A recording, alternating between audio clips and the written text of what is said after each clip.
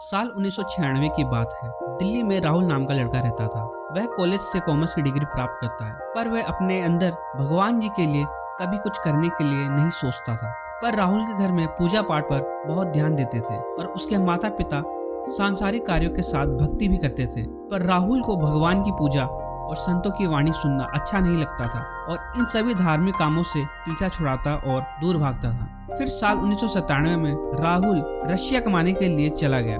वहाँ वह बहुत अच्छे पोजीशन पर था और खूब धन कमाता था। रशिया में राहुल के कुछ भारतीय मित्र बन गए और राहुल के वे दोस्त रशिया में रहकर भी हिंदू देवता भगवान श्री कृष्ण के मंदिर जाते थे और वह मंदिर और कोई नहीं, इस्कॉन मंदिर था।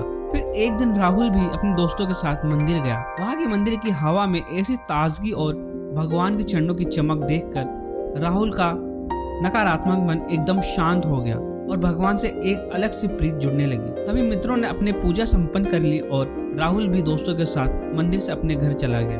पर राहुल को उस रात नींद नहीं आई। वह पूरी रात सोचता रहा कि भगवान के सामने कुछ मिनट खड़े होने से मन को इतनी खुशी कैसे मिल सकती है। दिन और महीने निकल गए और वह सभी भगवान देवी देवताओं से जुड़े तथ्यों को जानने में लगा रहा और नाम लेने लगा। पर राहुल के मन में बहुत से विचार और सवाल उत्पन्न हो रहे हैं, उसका क्या। वह रात भर यही सोचता कि माँ दुर्गा सबसे सर्वश्रेष्ठ है। फिर थोड़ी देर बाद, नहीं, भगवान शिव जी को तो देवों के देव महादेव कहा जाता है, वे तो सबसे ज्यादा सर्वश्रेष्ठ हो सकते हैं। पर बात यहाँ तक नहीं रुकी। मन तो यह तक सोच लिया सबसे सर्वश्रेष्ठ तो भगवान विष्णु जी हैं और कोई नहीं हो सकता। और राहुल का मन दिन प्रतिदिन ये अपराध करने लगा, जिसे सोचकर मन में मलिनता आ गई और राहुल को अपने मन में उठ रही जिज्ञासा का जवाब चाहिए था। तभी वह अपनी माँ से बात करता है और छुट्टियों में भारत देश को आता है और अपने माता पिता से अपने मन की सारी बातों को बताता है। माता पिता जानते थे कि हमारा बेटा भगवान में विश्वास करने लगा है। तभी राहुल और उसके माता पिता वृंदावन में एक संत के पास गए और संत जी से अपने प्रश्नों का उत्तर मांगे। तभी संत जी ने कहा, सुनो, इस ब्रह्मांड को चलाने वाला परमात्मा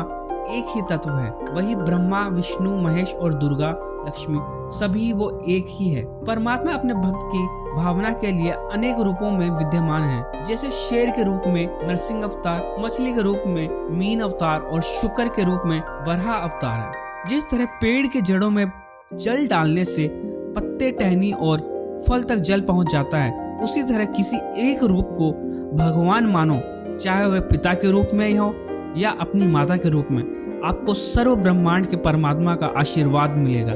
इसलिए सर्वप्रिय नाम जिसमें आपकी प्रीत लग जाए, वह नाम का जाप शुरू करो। अब वो महादेव जी हो या फिर ब्रह्मा, विष्णु, कृष्णा, राधा, सभी एक ही रूप के नाम हैं। इसलिए नाम जप में कभी अंतर्भेद मत करो।